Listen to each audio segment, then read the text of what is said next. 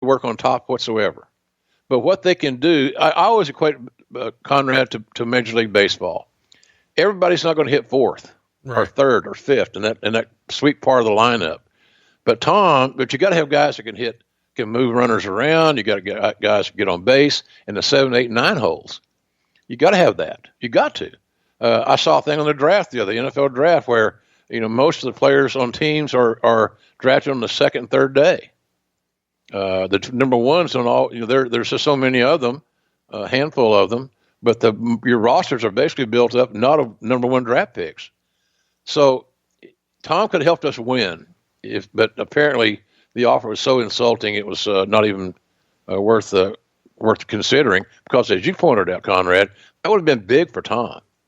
That would have been big for Tom. Then '89, he was still younger and in good shape, hell of a hand. Could have helped us. So it's unfortunate that it happened because I'd love to have seen him on that roster helping people because he always had that gift of coaching, helping guys with pointers and little nuances. He was a student of the game, and nonetheless, it just didn't work out. But I can see him. Look, I can see him being used like Cornette used him in OVW. They're part of a tag team that drew money. Right. They were good heels. He and Jimmy Del Rey. So I that's always one of my regrets that Tom didn't get hired. I'd forgotten about that whole scenario, the negotiation, and all that stuff. But the booking committee didn't have anything to do with what you're going to be offered salary wise. They may suggest a number to Hurd. We may have suggested a number to Hurd, what the guy's worth. But again, you go back to a head honcho making the final decisions that doesn't have a lot of product knowledge. You get decisions made that are always not the best for the brand. And man, you talk about Tom Pritchard, only 29 years old right here. Could have been no telling. But let's talk about Terry Funk. We know that Terry Funk is going to be a big part of this show we're covering. He's involved in the main event and the post-match angle, which is just tremendous. Still talked about to this day. But a lot of people probably felt like, oh man, Funk's probably past his prime. He's going to crank out some of his best work ever here in 1989. And you're an old school guy. How excited were you to hear that, hey, Terry Funk may be coming in? Oh, very excited, Conrad. The only thing that I had a hesitation on, because I hadn't seen Terry in a long time, and he wasn't getting any. He was older than me. He was getting up there as far as an in-ring performer. You just wonder how much gas he's got left in his tank. And does he still have the engine that can run off that fuel that's there? And of course, he answered all those questions and more because I think he might have done some of his very best work in his career in '89 and in that early '90s, working with Rick and all those things. He was just excellent. He never had a bad promo. He had name identity. He had a lot of respect in the locker room. Till a lot of his peers grew up idolizing him in some form or another. Yep. As NWA champion, his Japanese stuff was legendary, all that stuff. So he was like, he was like a made man. He was a Hall of Famer before he stepped foot in the locker room. So my only hesitation, as I mentioned, what has he got left? And again, he answered those questions very quickly and very definitively. He's got plenty left. Yes, he did. He's only 44 years old. He's going to turn 45 in June, but it's pretty remarkable to think back, how fans at that time thought, oh, he's over the hill. And, now we've got guys wrestling at a high level, well past that. Let's keep it moving here. Meltzer would write, my impression right now, after nearly 6 months of ownership by TBS, is there are several people at TBS, those working in the wrestling organization, who are very dedicated to this thing going in the right direction. However, the group effort is needed using the power of TBS, and it doesn't seem to be made. There hasn't been any additional media coverage of the NWA wrestlers. The wrestlers haven't been put into positions where they can become quote unquote stars to the general public. And that's something that's needed if they're ever going to become competition for Titan. And the company itself, and I'm not talking about the wrestling company here, I'm talking about Ted Turner's big company, seems to be totally unaware that they have a wrestling company as a sister corporation and that they are at war with Titan Sports. The two cases in point after WrestleMania include the extensive WrestleMania coverage on CNN, while at the same time CNN has yet to ever cover anything the NWA has done since the buyout, and the fact that the Titan commercial still managed to air during the NWA special on April 2nd shows me that the TBS rank and file have no idea there is a wrestling war going on, nor are they doing anything to help build the wrestling company. And I know you've talked about this a little bit at our live shows here and there, but you could feel this as an employee within the organization, the way other people sort of looked at you guys, right? You could tell that in the food court at CNN Center. You know, it was funny, you know, when any of the WCW guys, unless it was Flair, but any of the rest of us that go down the food court and eat, nobody wanted to have anything to do with us. Right. I don't know if they for sure knew who the hell we were, even though we were on their network every week. Just was a lack of, again, communication was bad. Perception was, we're a big network. That wrestling stuff, Jesus Christ Almighty, we got to get away from that. And Turner, you know, I've heard Turner out of his own mouth say, if it hadn't been for wrestling and the Braves and John Wayne movies, we may not be here. And he meant it. But his staff did not share Ted's apparent eccentric perception of pro wrestling. Ted liked it. He liked the programming. He liked what the audience had brought. It was consistent. The audience is very, very loyal, as you and I both know. Our audience here is very, very loyal. That's one of the beautiful traits of being a wrestling fan, loyalty. So it was disheartening. You know, the thing about WrestleMania, we don't get nothing. We get zero on CNN. We get nothing anywhere. There's no cross promotion. You know, I got to hand it to Eric on that deal. Eric did a good job of integrating his brand of his WCW into the corporate structure. Get all the hats off. Credit goes to Eric on that deal. So, but it was disheartening, Conrad. It was deflating. And that took up too much time in these booking meetings. Why the F are we doing? What's going on? And you know, they look around the room, and you know, a lot of the booking committee guys didn't live there. They were just there for the booking meetings once a week. Then they would rush to get out of there to go make their planes to get home or where they're going. And so then the rest of us that stayed behind sometimes got to some shrapnel, friendly fire, because we happened to live there and we were there. So why didn't you say something? Hell, nobody knew, man. We didn't know they were going to do a feature on WrestleMania on our network. And notwithstanding the fact that their commercials were airing in our shows. And that's just a matter of either somebody's not paying attention, or they don't give a shit, or it's only about the money, or whatever. But it was very, very deflating, is probably the best word to put. And it proved that we had a lot of work to do there to build bridges from wrestling to the mainstream TBS audience.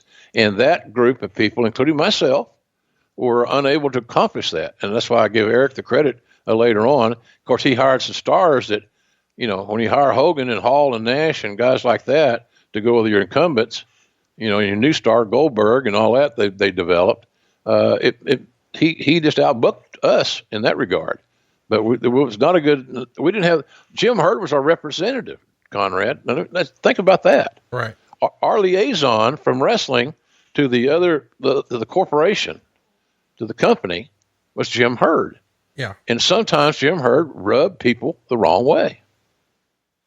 Yeah, to say the least. Let's talk about somebody else who's been rubbed the wrong way. It makes the Observer that a 63-year-old Roy Massey and his wife are suing Bobby Eaton, Stan Lane, Jim Crockett Promotions, and a security company, where he claims 2 years prior to this, so back in 87, the Midnights accidentally mistook him for another spectator who threw a wooden aisle marker at them during a match. Of course, the Midnights jump out of the ring and beat the shit out of him. And eyewitnesses have claimed that it was indeed Massey who threw the aisle marker at the wrestlers. But either way, Massey is now suing for $6.15 million in damages, and the trial is set for May 8th. We've often heard Jim Cornette and guys like that talk about how crazy the heat was that the Midnights got, especially in the more rural areas of, say, Louisiana or Mississippi or Texas. Talk to us a little bit about what you remember of this particular lawsuit, because it does feel like an awful lot of money to be asking Bobby Eaton to come up with here. That's Huntsville for you. That's Huntsville dialect. It is. I think it was simply a nuisance suit. The guy was Roy Massey and his heirs looking for a payday. Right. And I don't believe they got one. No, I don't think they got a payday. I think the suit was dismissed. That might have been in West Virginia. I'm not sure. That's what pops in my head, that may have occurred in West Virginia. It very likely could have. But nonetheless, the Midnights, thanks to Cornette efforts as well, had great heat. They were villains, and they cheated to win. And so they made great tag team champions because you knew that if your babyface team got a fair shake, they could win. My guys can win. Same thing we talked about earlier. But they were that good, man. They had great ways of taking shortcuts, all the classic heel things that they did so well. And to be very honest about it, Conrad, Cornette's a polarizing figure to a lot of folks because of his outspokenness. He'll never be invited to the White House, I would think, which should go as a relief to him. But he was really good, man. I mean, my gosh, the best. There's nobody I ever saw managing better than Jim Cornette in that particular heel role.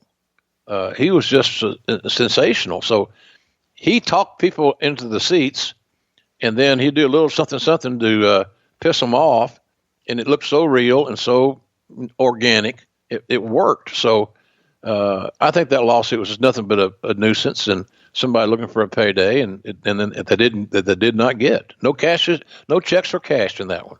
How tremendous, if you had to get in your Wayback Machine, would it have been if we could have seen more of Bobby Heenan working with Jim Cornette, the two all-time greatest managers? Oh, it'd been amazing. It'd been amazing in any capacity. I can imagine Heenan doing commentary with Cornette managing, and Heenan would have made Cornette even more legendary. But Cornette there was no better manager in wrestling in that era and many other eras prior to and after than Jim Cornette. So he was a straw that stirred the drink in that regard. But also, we should never discount the abilities of Bob Eaton and Dennis Condrey. They were old school, territory trained wrestling heels that knew how to gain unfair advantages that actually made sense and were logical. They just didn't chop meat. They were very, very strategic and smart in how they laid out their stuff. But you got to give Cornette the credit for a lot of that too, because he helped work out their matches and strategized and all that good stuff. Just again, people say, "Well, if you don't know Cornette, but by today's podcast, he does a couple podcasts a week, things of that nature, and his social media stuff, which I find to be entertaining as shit to follow on Twitter.